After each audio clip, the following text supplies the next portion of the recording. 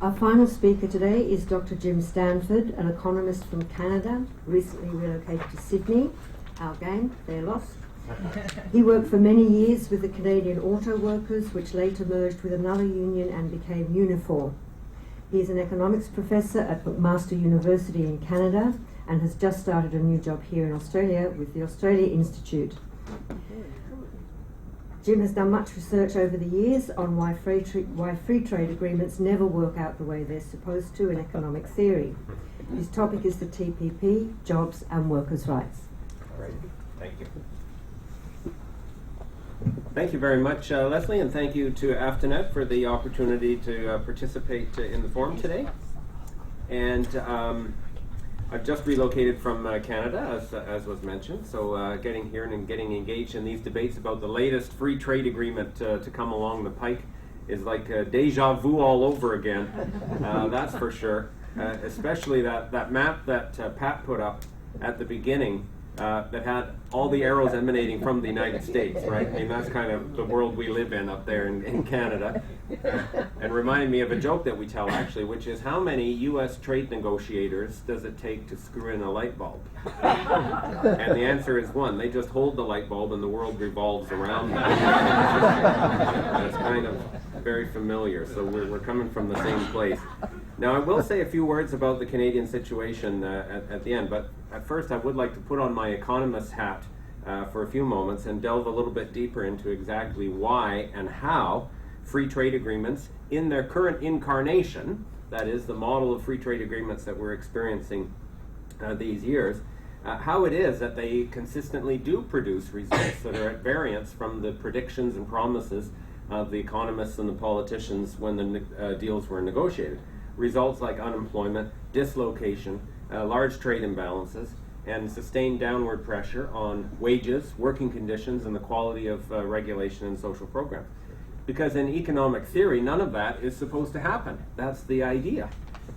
According to the theory of free trade, there's this process called comparative advantage specialization that happens, whereby you reduce barriers to trade and competition and mobility between countries. And what happens? Well, each country specializes in doing what it does relatively the best, relatively the most efficiently. They trade with each other in a balanced, mutually advantageous fashion, and they're both better off as a result because they're using their existing resources, using them more efficiently to produce more goods and services that they can trade and access with each other. It doesn't really matter in the theory what causes the specialization. In the original incarnations of the theory, it depended on the resource base of each of the countries that was involved in the trade agreement. So the famous quote says that tropical countries are more likely to specialize in the production and export of tropical fruit. Or in Australia's case, it's going to be coal and iron ore. In Canada's case, unfortunately, it's bitumen. But in modern economies, it may be different things, but it doesn't really matter in the theory what particular product a country specializes in. But what matters is that after the free trade agreement, everyone is still employed. It's just they're working more efficiently and productively than they were before the free trade agreement, and that creates the basis for gains from trade. We have to take note of the surreal assumptions that go into this mode of thinking. And this mode of thinking still very much lies behind the arguments that are being put forward for the TPP and every other of the free trade agreements that's come along. The assumption is, first of all, everyone will be working both before and after the free trade agreement is implemented. So you can't be thrown out of work because of the free trade agreement. And this is the assumption of full employment, in essence. Full employment of labor and full employment of all other resources that a country will have. And the assumption is that the normal operation of supply and demand in those markets will ensure that everyone is fully employed. Because of that assumption, you can say that the amount of goods and services that a country produces is limited only by the supply of productive resources within that country. So the output of Australia after a free trade agreement is limited only by the number of Australians who are willing to work and by the resources that they can bring to their jobs. That's very important because it means that you can't go into a depression or a downturn or a recession for trade-related reasons. Markets will ensure that you're always producing at your optimum. And in a free trade setting, you're simply producing better stuff more efficiently.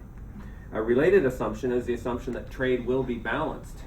This flows out of the assumption of full employment and the fact that everyone's utilized generating income, which they use for purchasing imports, but they're earning income from the exports that are going in the other direction in a balanced fashion. And finally, the assumption, another assumption is that there's no capital mobility between countries. Each country has its initial set of resources. They maximize the value of those resources in a free trade setting through that specialization. But you aren't seeing a situation where there's a flow of resources, capital or even labor for that matter, from one country to another. The final assumption that goes into these theories is the assumption of the representative household. This is a great one that I love, that's in all of the economic models behind the trade promotion. And this is the idea that the whole country is basically one happy family that shares the benefits of all of the different resources that are used in production. And this is how they assume that if something benefits the nation, it will benefit everyone in the nation, because the nation is basically a household. So put all those assumptions together: full employment, no capital mobility, balanced trade, and we share everything we produce. I'm living in a utopian form of socialism is what I am, not in competitive global capitalism. That's how unrealistic the assumptions are. But it is worth noting that all of the economic models that are used to generate these predictions about the gains from trade agreements, and there's a whole series of them around the TPP as well, are all based on those assumptions. They've just attached numbers to the equations in order to generate predictions, quantitative predictions, seemingly scientific predictions about the gains from trade, but those findings are no more believable than the surreal assumptions that go into the models. In the real world, of course, everyone in this room knows that that's not how trade actually occurs. Trade is conducted by companies, not by countries, and companies are increasingly nationless in terms of where they're based. Their ability to migrate their operations is enhanced because of the trade agreements. Trade is not based on natural resource advantages. It is typically, at least in the most important commodities, based on things that evolve over time, emerge over time, and can be constructed over time, such as technology, innovation, what's called constructed advantage, where countries, through investment and practice and learning by doing, become good and capable at producing particular products, not because it was naturally ordained that way, but because they had momentum or policy or accidents that pushed them in that direction. And those competitive constructed advantages can change over time, unlike the situation in the traditional trade models. Then you have to be concerned about what you're going to be specialized in doing. And this is a big concern in Australia's case, where the operation of markets is clearly pushing the whole country towards increased domination of resource extraction. Of course, we know in the real world that resources are not fully employed. Unemployment is a normal and painful situation that we experience all the time. Trade is not balanced. Huge trade imbalances will emerge based on one country's relative success in attracting investment and selling exports to the rest of the world. And capital is not immobile. That is why Australia today has 6% official unemployment, more like 14% underemployment when you count the hidden pools of underutilized workers, a $75 billion current account deficit in the past year, which is enormous, all things which aren't supposed to happen in the models. If you put those facts of life into a CGE model, you get very different results. You get a situation where trade liberalization can help or hurt a region, and capital mobility can help or hurt a region, depending on whether it is receiving more opportunity for production and investment and sales of their product from the trade agreement, or less. And it can go either way. There are winners and losers from free trade, which is contrary to the assumption that everyone is a winner. If your particular jurisdiction is not competitive in the eyes of mobile producers and investors and companies, then that is not the place that they're going to locate their production and their operations and employ people. And there's nothing that will ensure that you'll end up doing something at the end of the day anyway, because this magic assumption that the free market produces full employment automatically and reproduces it is not valid. We can see this effect very clearly in Australia's two longest standing free trade agreements with the United States and with Thailand. With Thailand, for example, we import to Australia $13 billion a year of merchandise. We sell $4 billion back the other way. So it's about a 3-to-1 imbalance in that trade relationship, and this is more than a decade of free trade. There has been zero growth in Australia's exports to Thailand since the free trade agreement was signed over a decade ago. Zero. And we can probably imagine why. People in Thailand, the average consumers, are too poor to buy most of the stuff that Australia makes.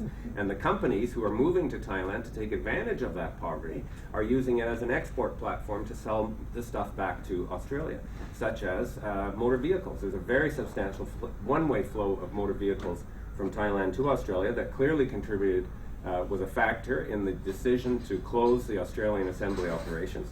And there's no prospect of selling it in the other direction. So that's a type of trade relationship that bears no relationship at all to the free trade models. You could see the same situation with the United States, for that matter. It isn't just a question of countries with low wages who are able to carve out greater market share because of the poverty of the workers. There may be other advantages at stake. It may be the question of the nature of the companies involved and the technology that they have, or an advantage in innovation. Whatever it is, the United States sells $33 billion a year worth of products to Australia last year, and we sold $14 billion back going the other way. That's an over 2-to-1 disadvantage, not quite as bad as Thailand's case. And since the free trade agreement, our exports to America have gone up $4 billion, but our imports from America have gone up $9 billion. And the result is a $20 billion deficit. Well, you add up $20 billion with America, $9 billion with Thailand, and all the deficits with other countries, and you explain suddenly why Australia is going into debt to the rest of the world by that $75 billion a year imbalance. Given Australia's economic structure and the current challenges that we face, in particular the reliance on resource extraction, the failure to develop innovative, productive, high-value goods and services that the rest of the world wants to buy, there's no reason to expect that our experience with the other TPP partners will be any different than our experience has been with Thailand and America.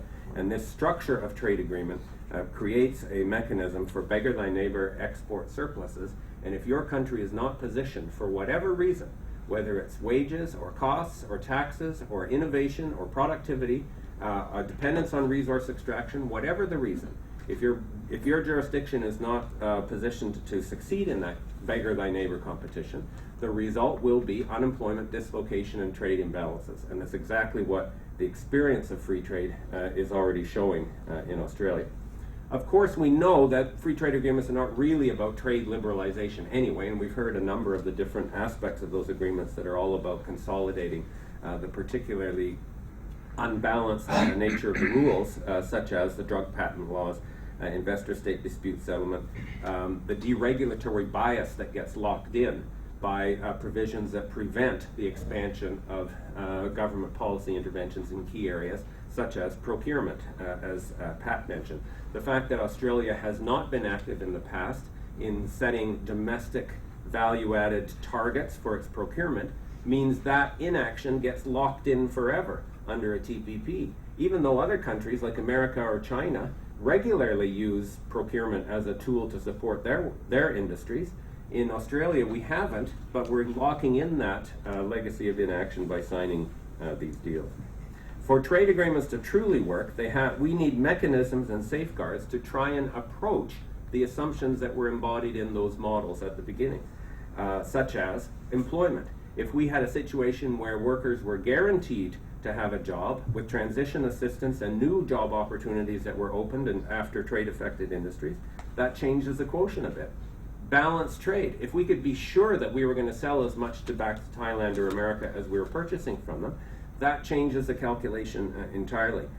Capital mobility, ensuring that we receive a fair share of investment rather than worrying that investment will flee in this race to the bottom. Those would all require interventions in the economy in terms of employment generation, managed trade, and policy oversight on investment decisions that are the anathema of the hands-off vision that modern free trade agreements are trying to encapsulate.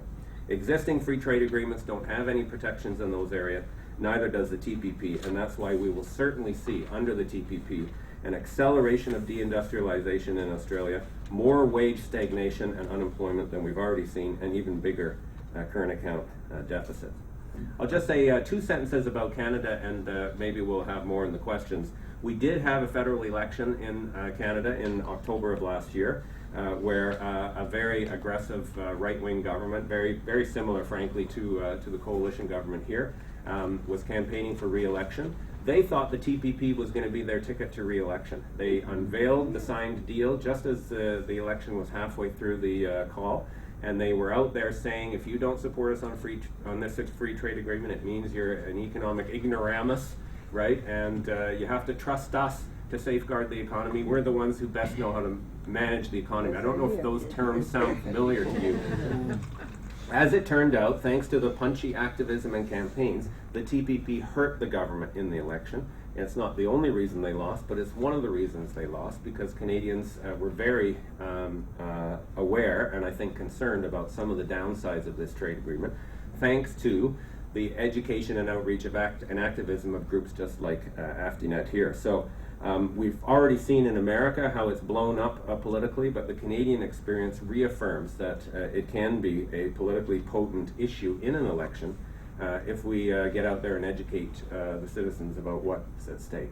That's what we're all here for today. So thank you very much for your attention.